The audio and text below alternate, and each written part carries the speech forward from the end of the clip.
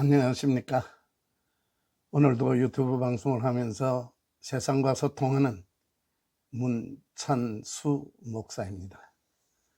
오늘 우리가 살펴볼 말씀의 제목은 보혜사 성령을 주시리라 라고 정해 보았습니다. 오늘 우리가 살펴볼 성경 본문은 요한복음 14장 15절에서 20절까지의 말씀입니다. 우리는 지난 시간에 매우 불안해하는 제자들의 모습을 살펴보았습니다. 갈릴리 바다에서 풍랑이 대작하는 가운데 그 바다 물 위를 걸어오시는 주님을 보았고, 수많은 중풍병자들을 고치시고, 예루살렘에 올라오시기 직전에는 죽은 지 나흘이나 되는 나사로를 살려내시는 그런 기적을 베푸시는 주님께서 아직까지 당시 그 이스라엘 백성들을 압제하고 있는 로마라는 그런 원수들을 해결해 주시지도 않고 주님은 가신다라는 말씀을 하시고, 내가 가서 너희들이 있을 처소가 예비되면 다시 오시겠다라는 이런 알듯 말듯한 이런 말씀을 하시고, 제자들은 매우 불안했습니다. 그래서 그 마음을 아시는 주님께서 요한복음 14장 1절에 너희는 마음에 근심하지 말라. 하나님을 믿으니 또 나를 믿어라. 가서 너희를 위하여 처소를 예비하면 내가 다시 와서 너희를 내게로 영접하여 나 있는 곳에 너희도 있게 할 것이다 라고 말씀해 주시지만, 주님 이렇게 말씀하시는 주님의 말씀의 뜻을 당시의 제자들은 다 알아듣지 못하지요. 왜 알아듣지 못합니까? 창세기 6장 3절에 보면은 여호와께서 가라사대 나의 신이 영원히 사람과 함께 하지 아니하리니 이는 그들이 육체가 됨이라. 그러나 그들의 날은 120년이 되리라 하시니라 하는 말씀이 있습니다. 조금 설명드리면은 아담이 범죄함으로 말미암아 하나님의 신 성령이 사람들과 함께 하지 않겠다라는 말씀대로 하나님의 신이 떠나고 난 뒤의 인간들은 하나님이 하시는 일들에 대하여, 하나님과의 교통이 끊어진 인간은 하나님의 그 뜻을 제대로 이해하고 말씀을 알아들을 수 있는 그 지혜가 없습니다. 그러나 구약성경 요엘서 2장 28절 29절에 보면은 하나님께서 말세가 되면은 다시 하나님 말씀을 알아들을 수 있는 하나님의 신을 부어주겠다고 약속하셨고, 그 약속이 이루어질 때가 가까이 왔다 하는 것을 우리는 오늘 말씀 속에서 이해할 수 있습니다. 제자들이 주님의 이러한 말씀들을 알아듣지 못하는 것은 하나님의 신이 떠나 있기 때문에 알아듣지 못합니다. 그래서 불안합니다. 그러나 제자들이 주님의 이러한 말씀들을 언제 알아듣게 됩니까? 또 주님 앞에 또 두려움에 떨던 이 제자들이 나중에 보면은 모두가 목숨을 걸고 예수 그리스도를 증거하는 그런 제자들로 바뀌는데 언제부터 바뀝니까? 보혜사 성령을 보내주시겠다라는 그 보혜사 성령을 받고부터 그들의 삶이 바뀌기 시작합니다.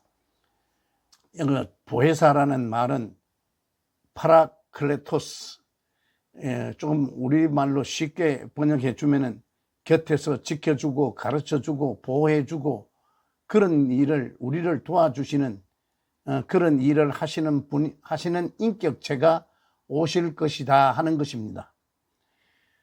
오늘 읽은 말씀 요한복음 14장 15절에서 20절까지 그 짧은 5구절 안에 너희라는 단어가 10번이나 나옵니다. 특히 마태복음 13장에서 보면은 너희에게는 하나님의 나라를 아는 것이 허락되어 있지만은 저희에게는 허락되어 있지 않다 하는 너희와 저희라고 불려지는 사람이 성경에 나옵니다.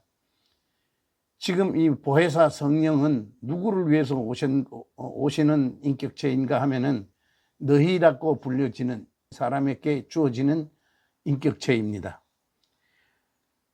요한복음 14장 17절 저는 진리의 영이라 세상은 능히 저를 받지 못하나니 이는 저를 보지도 못하고 알지도 못함이라. 그러나 너희는 저를 아나니 저는 너희와 함께 거하심이요 또 너희 속에 계시겠습니다.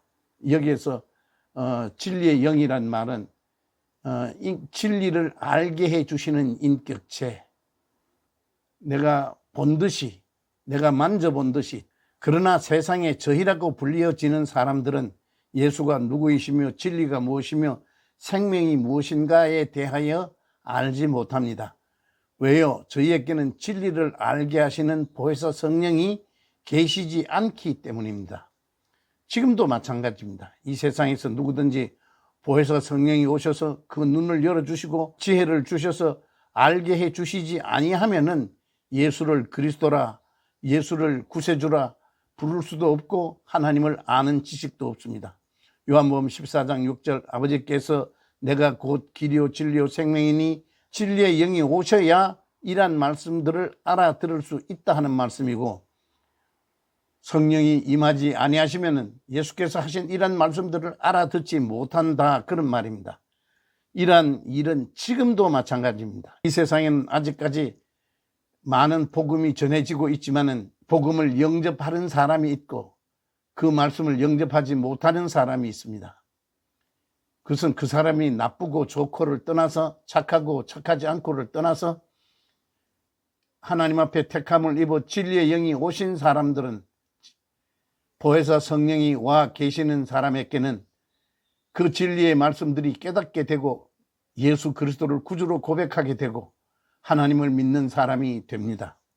그러나 아직까지 너희라고 불려지는 사람은, 진리의 영이 오시지 아니한 사람은 지금도 마찬가지입니다. 마태복음 25장에 보면은 슬기로운 5 처녀와 미련한 5 처녀의 비유가 나옵니다. 이 슬기로운 5 처녀는 성령이 임하셔 그래서 기름을 준비한 여인이요, 미련한 5 처녀로 비유되는 보혜사 성령의 도움을 입지 못한 사람들이라, 그런 비유입니다. 이 말씀을 정리하면은 오늘날 우리가 예수 그리스도가 구주인 줄 알고 하나님이신 줄 알고 그 말씀에 순종하는 것은, 그래서 어렵고 힘들 때마다 그 예수 그리스도 앞에 나아가 그 예수 그리스도의 이름과 능력을 힘입어 성령께 기도합니다. 우리가 어렵습니다, 힘듭니다, 도와주십시오라고 우리에게 도움을 주시려 오신 그 보혜사 성령께 기도합니다. 보혜사 성령께서 들으시고 필요한 것 우리에게 공급해 주시는 인격체인 것을 우리는 지금도 믿고 알고 있습니다.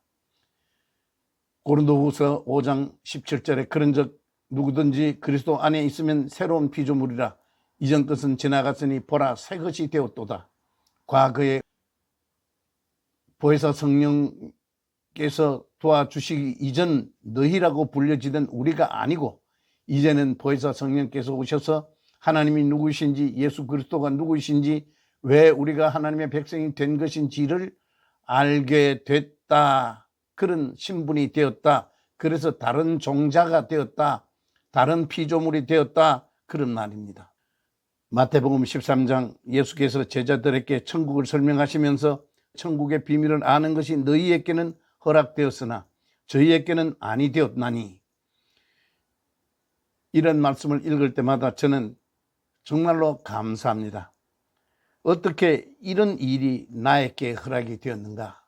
나 같은 사람이 남보다 선함이나 착함이나 특별함이 없는데 어쩌다가 내가 성령의 도우심을 입어 하나님을 아는 백성이 되었는가 생각해 보면 정말 감사하고 눈물이 날 만큼 감사한 것밖에 없습니다. 오늘 말씀은 여기까지 하겠습니다. 고맙습니다. 안녕히 계십시오.